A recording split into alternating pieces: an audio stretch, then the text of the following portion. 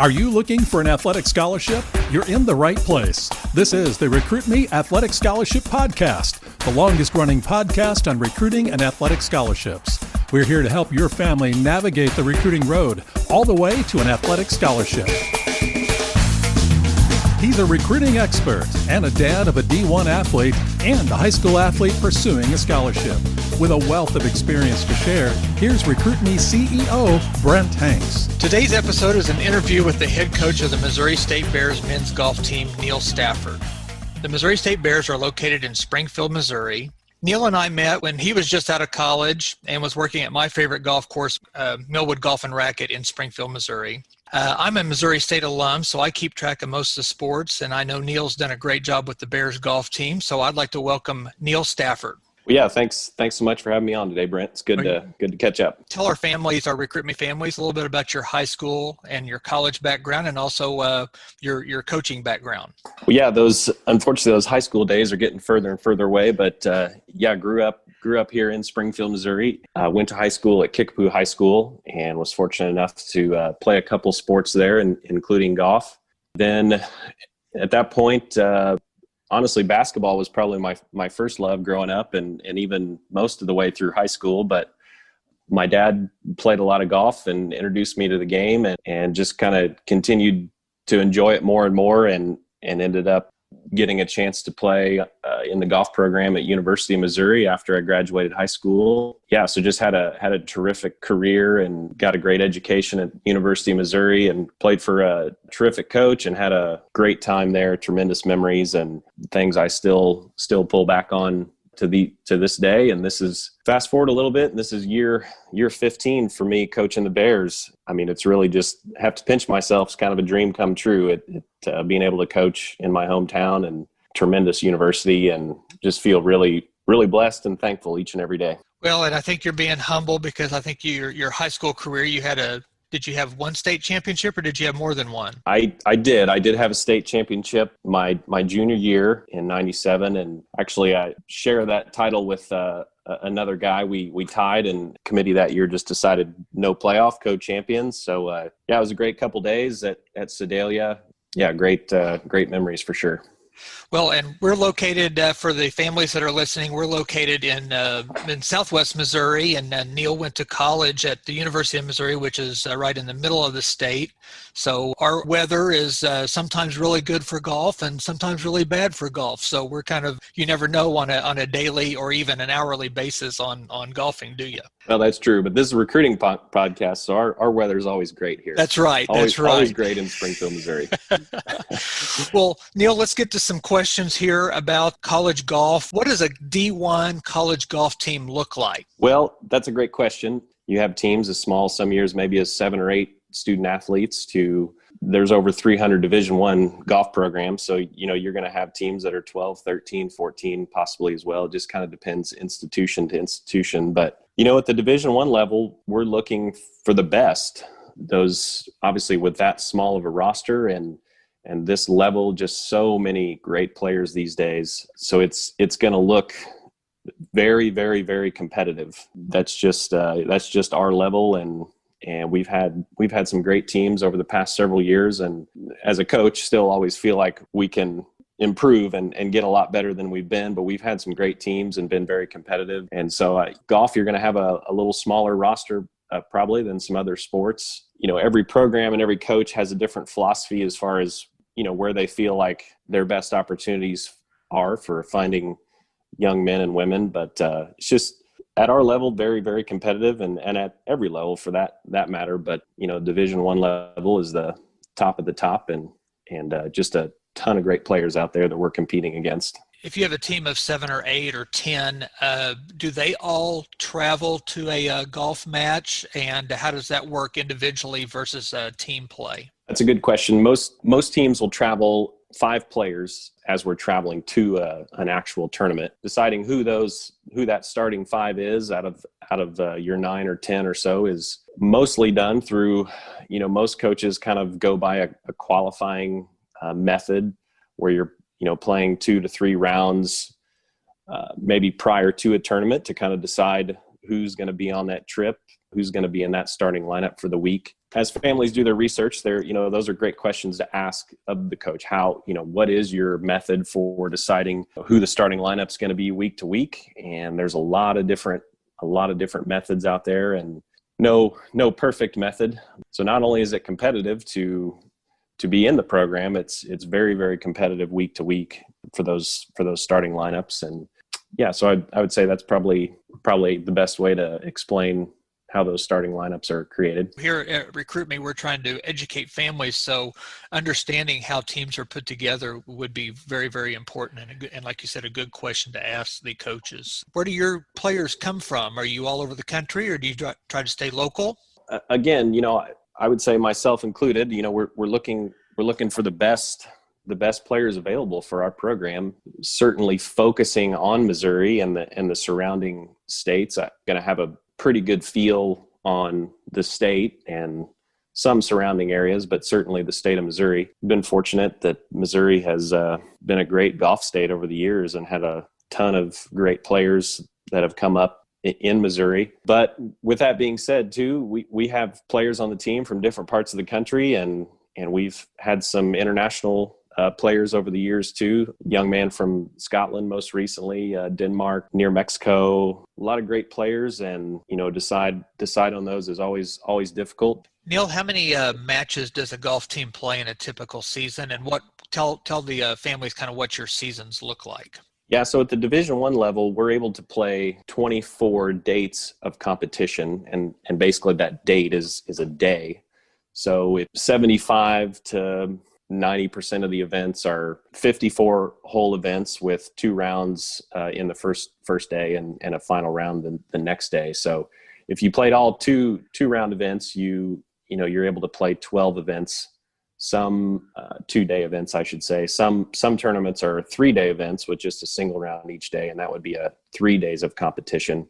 So it's kind of a mix between those 2-day and 3-day. Most programs are playing 4 to 5 events in the fall portion, 5, 6, 7 in the spring, plus your conference championship, plus any postseason past that. We're a split season, and just due to the time our sport takes, and we're able to play pretty much year long, which is great.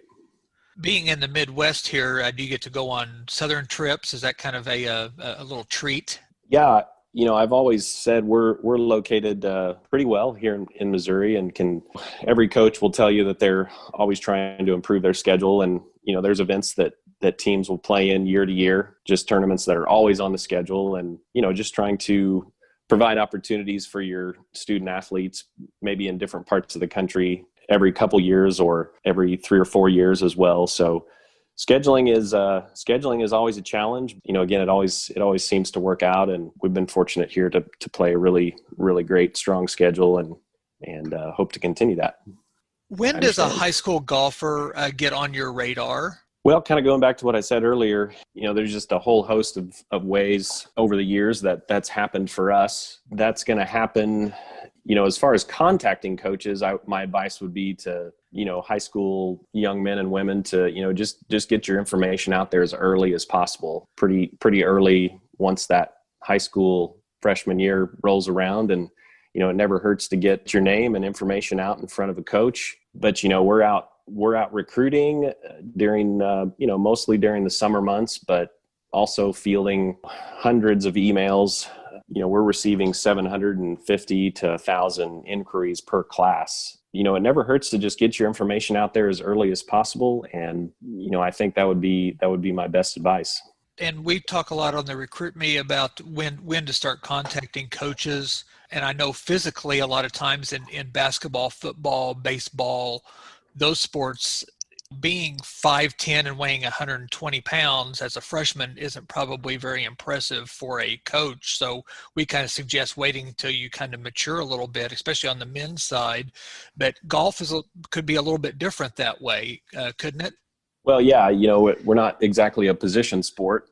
So all shapes and sizes, I guess, if you will. But yeah, just getting that information out there as soon as possible, and playing competition is important. I think it's important at the local level. I mean, most coaches would want to see, the ability to, especially at our level, the ability to win. And I think that's important, whether that's a local contest or a state contest or a regional or a national. Anytime you're competing and showing the ability to win is important. I think that's hugely valuable. You mentioned email. So email is probably one of the best ways to get a hold of you, it sounds like. Emails, phone calls, text. One thing to keep in mind, and this is fairly recent within the last couple of years, you obviously are able to email a coach at any point, but at least for Division I golf at this point, it's the same way for a few other sports. We're not able to respond until June 15th after the sophomore year. Right. So, midsummer going into that junior year, even if they were to call us, we would not be able to return that call. But, it never hurts to send an email, and, we keep track of all those emails and put them in by class. And so then, June 15th is kind of the new big day. Any point after after that sophomore year, then there can start to be some contact, phone calls and emails and some response there. What kind of things would you like to see in an email, Neal? Yeah, I think, just it doesn't have to be anything lengthy. I think most coaches, we get a lot of them. So, I think just short and sweet and to the point, give the information that you feel is important, a resume, a tournament schedule. I will say on a swing video, just something as simple as a YouTube link with, a couple of views from down the line and face on. And I personally would say no need for slow motion. I like to kind of see the real speed and real sound, and we can slow it down if we need to. So it doesn't have to be anything extravagant, but I think just an introduction, a paragraph or two, something that's just easy to see and concise, I think is the most important.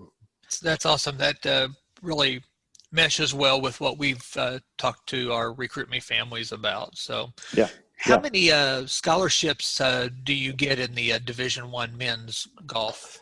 Division I men's golf has a 4.5 scholarship limit. So again, going back to the roster size there, that's another great question to ask.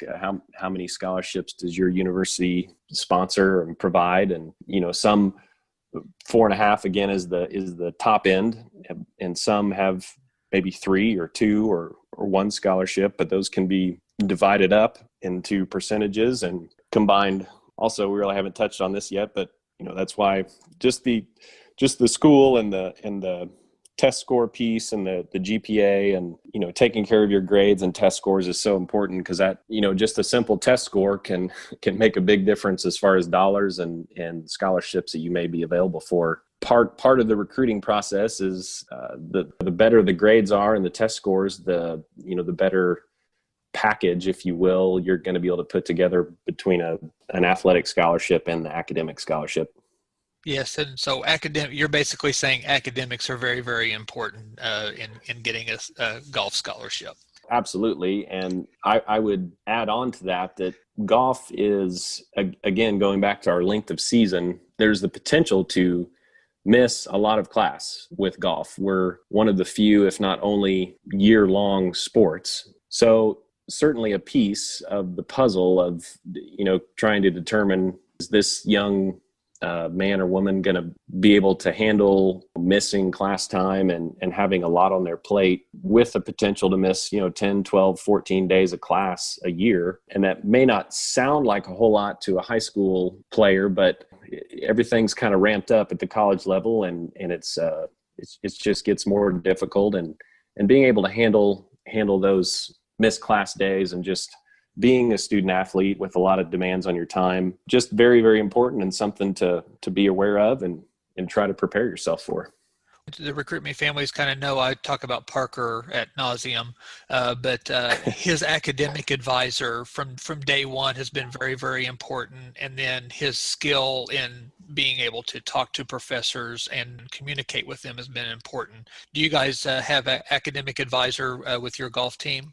We do. It's titled the Dr. Mary Jo Wynn Achievement Center. Just does a tremendous job with our our student athletes. As a student athlete, you have a lot going on. You're still learning how to do all those things. And, we all need help, especially someone to help you just with eligibility questions. And, our department does an awesome job with our team. And, I think you're going to see that a lot of places. It's just, nowadays it's just so important, and trying to give everybody the best chance to succeed. Well, and advice would be to take advantage of the so-called perks that you might get as an athlete coming in. You have kind of a built-in team, built-in friends, built-in academic advisors, and they're only good if you use them. Use whatever Exactly. resources the team and the school lets you have. So what would be some advice that you would give to student athletes and families that maybe we haven't covered about getting recruited? I just would say control the things you can control. You can control your attitude, your effort, how you're displaying yourself when you're out competing. I'm just really a believer that things are going to fall into place if you just control the controllables. Golf's an expensive sport, as are a lot of sports, and I know travel is difficult outside the area, and there's we all get that, we all understand that. That's what makes my job difficult, and I want it to be difficult, because that means we have a good pool of student athletes that we're considering for a particular class. But at the end of the day, you can control how hard you work. All those things you can control: your diet, your workout regimen, your just attitude, for sure. If you do all those things well and continue to get a little better at something each day, the end result is going to be a good thing. That's great advice. And Neal, we'll let you get back to work. I think you've got some kids that you're chasing around, and then you probably have some older kids that you'll chase around here this afternoon as you get with your team. So thank you for the great information, and good luck to the Bears and this golf season. Thanks a lot, Brent. Really appreciate you having me. Remember, Recruit Me families can get a hold of me at brent@recruit-me.com. I would love to hear from anybody that is listening with questions or comments about the podcast or about recruiting. I love you listening and sharing the podcast, but if you are needing to get the ball rolling faster on your recruiting process, the Recruit Me 3.0 recruiting system is a full step-by-step process to get that scholarship you are looking for. Get a 200-plus page online manual with guides on when and how to start communicating and keep communicating with colleges you want to attend. There are templates, examples, and helpful resources throughout the manual. You'll also get video and audio interviews to guide you through the process. The Recruit Me 3.0 is yours to keep forever, and you will get updates as they are added. Don't spend thousands of dollars on a recruiting service when you can spend just a fraction of that. Right now, I have a new CEO special of only $99. It is normally $127. Go to recruit-me.com/system to get access to your comprehensive system. Check it out, and if you're not satisfied, there is a 90-day money-back guarantee. You can't lose. Listen next Tuesday for another information-packed 15 minutes.